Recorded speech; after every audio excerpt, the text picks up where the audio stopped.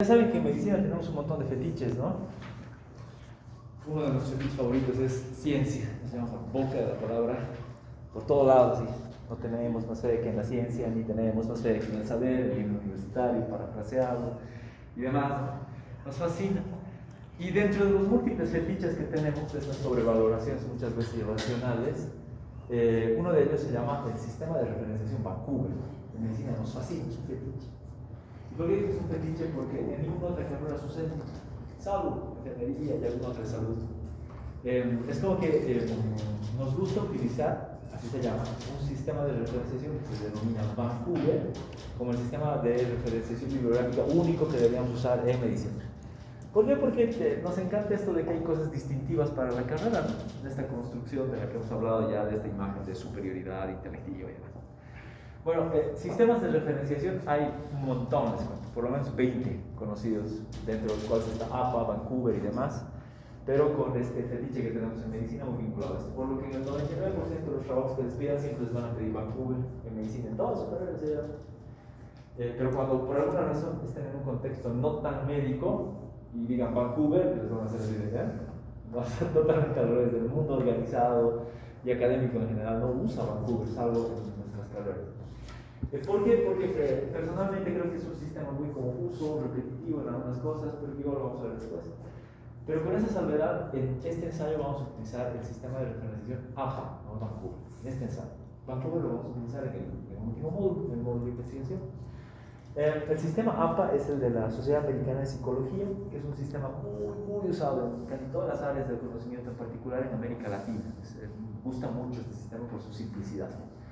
Entonces, ¿qué es un sistema de referenciación? Son reglas, normas, un conjunto de reglas, normas de cómo deberías manejar la bibliografía que estás utilizando para argumentar tu texto, ¿no? Sea un ensayo, sea un protocolo de investigación o cualquier texto académico. Los sistemas de referenciación están muy relacionados con estas dos palabras, con la palabra o el concepto de citar y con la acción de citar, que sería citación. Entonces, cuando tú traes ideas de otros autores a los textos que vos escribes, propones y demás, o cuando los estás usando incluso al hablar, citar quiere decir traer las ideas del autor y acreditar quién es el autor de esas ideas. Es decir, acreditar la propiedad intelectual, es el concepto, ¿no? Esta persona es quien ha propuesto realmente esto y no es mío, yo solo lo estoy usando. Entonces, el acto de citar es eso. Realizar una presentación textual o resumida de ideas, conceptos, teorías y demás expresadas por otros autores. Reconocer que ellos lo han hecho y que nosotros solo estamos usando esas palabras, esos conceptos para efectos de lo que estamos haciendo. La acción de citar se denomina citación, como les decía. Y esto es súper importante, ¿por qué? Porque creo que he hecho una parte de esta reflexión con ustedes, pero la vuelvo a traer a colación. Cuando no manejamos bien el sistema de referenciación, ni las citas y demás, el gran problema que aparece es este, ¿no? El riesgo de plagio. Y ya les he contado que este es mi fetiche. O sea, hemos reflexionado sobre esto, lo estoy volviendo a tener a colación, por nada del mundo nos puede pasar. O sea, es un delito académico, es un delito a la lógica de la propiedad intelectual que plagio, pero que lamentablemente está naturalizado, ¿no? Está naturalizado en la primaria, en la secundaria, es más, se ha convertido casi en el sinónimo de viveza criolla, ¿no? Así como el vivo que se pasa el semáforo en amarillo y si no ha sufrido un accidente cuando ya está al otro lado de la carretera dice, sí, lo he hecho, ¿no? Sí, bueno. O sea, el que copia, plagia, y si su profesor no le detecta, dice, sí, lo he hecho, tengo una buena nota. Dejo entender una inversión del sistema de valores en relación a la academia y que además lo hemos asociado con algo positivo. Porque imagínate que el día que has plagiado tu trabajo porque no te da el tiempo para hacer otra cosa, lo has presentado y te has sacado 90 sobre 100 y además es viernes y es fin de año, o sea, es fin de la gestión académica. Además de eso te vas a farrear, ¿no? Y te vas a farrear. Es igual que los bichitos chiquititos, más bien con los estímulos. Ya saben, ¿no? O sea, los cerebros funcionan así, con retroalimentación positiva en función del comportamiento. Entonces, si te comes una golosina después de que haces trampa, obviamente te va a parecer que hacer trampa siempre está bien. Entonces, es tan simple como eso. Y el gran problema es, ¿en qué medida nosotros, por fuera de la mirada de Dios o de nuestra creencia religiosa favorita, tenemos la capacidad de no engañarnos a nosotros mismos? O sea, parece ridículo lo que estoy planteando, ¿no? O sea, ¿en qué medida tenemos la capacidad de no engañarnos a nosotros mismos, incluso por fuera de la mirada de una figura religiosa? Y eso tiene mucho que ver con eso. O sea, porque cuando estás solo y nadie te está viendo, ¿qué harías? Es una pregunta que la pregunté también en la mañana, en el repaso de la parte teórica. Si fueras invisible, ¿qué harías? ¿O qué no harías? Y probablemente el éxito de encontrar puntos intermedios, puntos promedio, está en aquellas personas que todavía sostendrían sus principios morales y éticos y su comportamiento, aún sabiendo de que nadie los está viendo, aún sabiendo de que no van a sufrir ninguna represión metafísica o terrenal, aún sabiendo de que no hay sanción a lo que estás haciendo. ¿Serías capaz de mantener tu esfuerzo y tu coherencia y no hacer trampa? Esa es una pregunta fundamental de la cabeza, que probablemente también nos tendría que llevar a pensar en parte de la reflexión del inicio, de qué haces, dónde estás, ¿no? Y cuál es tu situación. Porque volvemos a lo mismo, naturalizar el plagio es un grandísimo problema. Entonces, en este escenario, las citas en el sistema APA son bien sencillas de comprender. Hay solo dos tipos de citas, unas se llaman citas directas y otras indirectas. Las citas directas tienen una pequeña variación, y la variación tiene que ver con el número de palabras. Cuando haces cita directa y la cita es de menos de 40 palabras, se coloca de una forma. Cuando la cita es de 40 palabras o más, se coloca de otra. Eso en las citas directas. En las indirectas, lo que sucede es que el número de palabras no importa. ¿Bien? Entonces tenemos ahí las citas directas y las indirectas, que en palabras sencillas las citas directas son textuales, es decir, es un extracto textual que estás trayendo al texto. Y en las indirectas estás haciendo paráfrasis, utilizas tus propias palabras para traer ideas del autor. Esa es la única diferencia, por eso una es indirecta y por eso otra es directa, con esta modulación del número de palabras en las directas. Otra cosa que nos interesa es esta idea de cómo funciona el APA. El APA funciona en este esquema general, colocando autor y año. Bueno, que se conoce como el sistema autor-fecha, pero no hay fecha, no es año en realidad. Entonces, la estructura casi siempre sigue esta lógica, autor o autores y el año. Puede estar entre paréntesis o no y demás, que son ya variaciones que les voy a plantear a continuación. Eso en términos genéricos y bien conceptuales. Algunas alternativas de la manera en la que puedes ir citando. Esto en el afán de tener la cita entre paréntesis, que no es la única manera de tenerlo. Sistema autor, año, autor, fecha. Si ustedes prefieren, con un solo autor, paréntesis, autor, coma, año de publicación, cierras paréntesis, te echas la cita. Dos autores, apellido del autor y segundo apellido del autor, año y está hecha la cita. Tres autores, tiene una variación. Cuando son tres o más autores, no se colocan todos los apellidos, sino se coloca el apellido del primer investigador o del autor y esta frase que quiere decir et al, que es y colaboradores en latín. Por lo que esta última cita lo que nos dice es Arango y colaboradores en el 2018. Seguimos. En caso de ser necesario agregar la página de cita, se coloca P o PP. Esto sí les voy a pedir que figure en todas sus citas. ¿Qué quiere decir? Que todas sus citas no deberían tener solamente el autor y el año, sino la página específica, numerada del artículo que están usando. Todos los artículos tienen numeración de página y que habitualmente parte en un lugar no habitual, ¿no? Parte de 200, en un 100, en un 50. ¿Por qué? Porque la numeración viene de la revista. Entonces, obviamente, tu artículo puede partir de la página 50 porque está en la mitad de la revista. Entonces, lo que es imprescindible es que todas sus citas tengan la página específica, los que vienen de artículos y los que vienen de libros. En los que vienen de instituciones esto es relativo, porque obviamente tal vez no se encuentra una publicación de la institución que esté paginada, entonces no es tan importante. Cuando es una sola página, se coloca como P punto y la página al lado. Cuando son varias páginas, PP punto. Si es un intervalo de páginas, puedes hacer esto, de la página 4 a la página 6. Si son páginas discontinuas, podrías colocar página 4, 5, y 8, por ejemplo, no las discontinuas. Entonces vas jugando. Esto en el caso de que coloques todas tus referencias dentro de paréntesis, que no es la única manera de hacerlo. Tenemos algunos ejemplos ya escritos en este cuadrito. Citas directas todas. Como pueden ver, la primera variación es el número de palabras. Las dos primeras son menos de 40 palabras así. Y las dos siguientes son igual o mayor a 40 palabras. Hay otra variación más que no he mencionado hasta ahora, que es esta de la importancia que le das al autor o la importancia que le das al texto.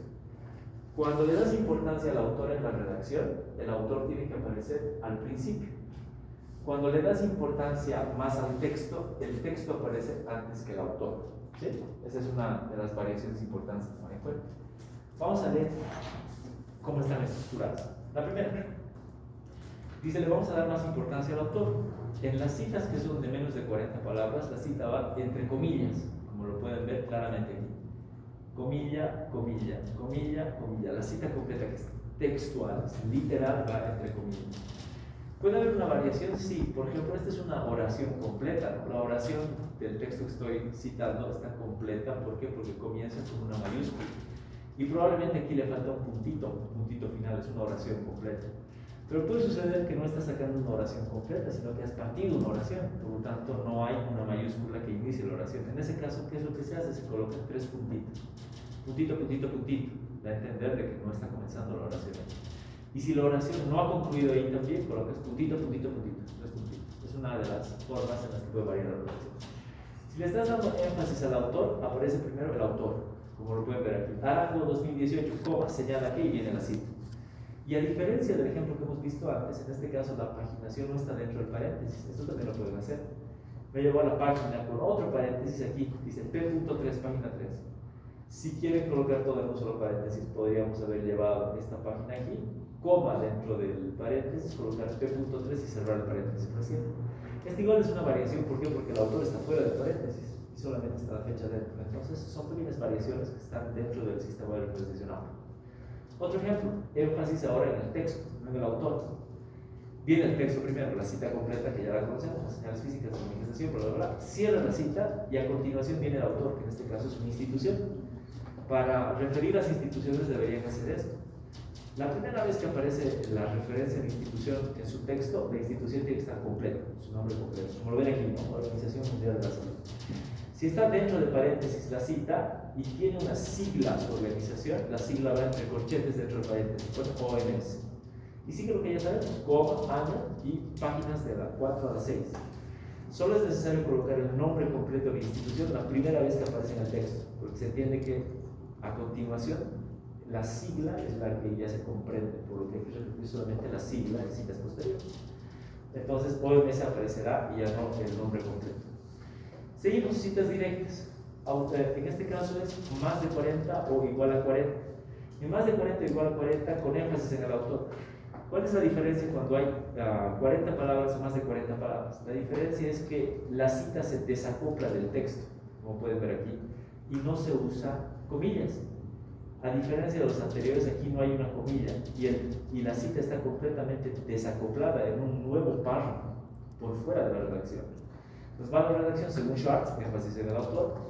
Para comprender la ansiedad pediátrica se debe definir primero la ansiedad general con 2 puntos. Desacoplo la cita sin comillas y la tengo separadita. Una respuesta emocional, esta es una cita literal igual, textual, es una cita directa.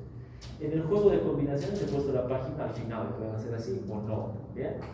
Pero hay un pequeño detalle de formato, que es la cita debe ir con una sangría simple en su primera línea para que se pueda distinguir claramente. ¿Bien? Por eso tenemos esa cita directa en esta cantidad de palabras. Si le damos más importancia al texto y no al autor, la diferencia es muy clara. Es el mismo tipo de redacción. Aquí he colocado ya no el nombre completo de la institución, por lo que les contaba antes. Y el autor va al final, la cita está hecha de la misma forma, desacoplada y sin comillas. ¿Bien? Esta es una variación. Entonces, estas son las citas directas. Las indirectas no tienen tantas alternativas, las indirectas son paráfrasis. Que énfasis en el autor o énfasis en el texto. Paráfrasis es usar mis propias palabras para decir lo que el autor dice. Sumando a lo anterior, la Organización Mundial de la Salud, OMS, indica que los trastornos del comportamiento no hay comillas, no hay desacoplamiento, no hay cita literal, son mis palabras diciendo lo que dice el autor. Y cuando coloco énfasis en el texto, el autor aparece al final y el texto está primero, las citas que presento. Bien, esas serían las 2 variantes de las citas que se pueden usar. Bien, aquí tenemos ahora probablemente los 3 tipos de documentos que estamos utilizando. Y esta es la manera en la que se pueden asentar. Asentamiento bibliográfico no es lo mismo que citación. ¿Qué quiere decir asentamiento bibliográfico o bibliografía? Vancouver, el sistema Vancouver hace una distinción entre estas 2 palabras. Asentamiento es una cosa y bibliografía es otra. Pero la APA no, son lo mismo. Asentamiento bibliográfico, bibliografía. quiere decir esa lista de libros y de artículos que se ponen al final de una investigación o de un ensayo. Ese es el asentamiento bibliográfico, está al final. Que como comprenderán no son las citas, ¿no? Las citas están en el texto, las citas y las referencias más puntuales. Entonces, estos son, creo, los tres tipos de documento que podrías estar referenciando. Artículos, esto es formato, ¿no? Puro formato. Impresos y electrónicos. En artículos ya sabemos que voy a dar simplemente la referencia. Apellidos iniciales de los nombres, año de publicación, título del artículo, y fíjense en sutilezas que esto sí lo tienen que ver. Esto está en cursiva ya. Y su formato gráfico. Esa parte ya tiene que estar en cursiva. Título de la revista, volumen de la revista, número de revista, página de revista, y dos alternativas: el DOI, que es el código DOI que ustedes conocen, y si no hay DOI, la URL, es decir, la dirección de la base de datos de la Esta es la manera estándar de referir un artículo en la parte final, en el asentamiento bibliográfico.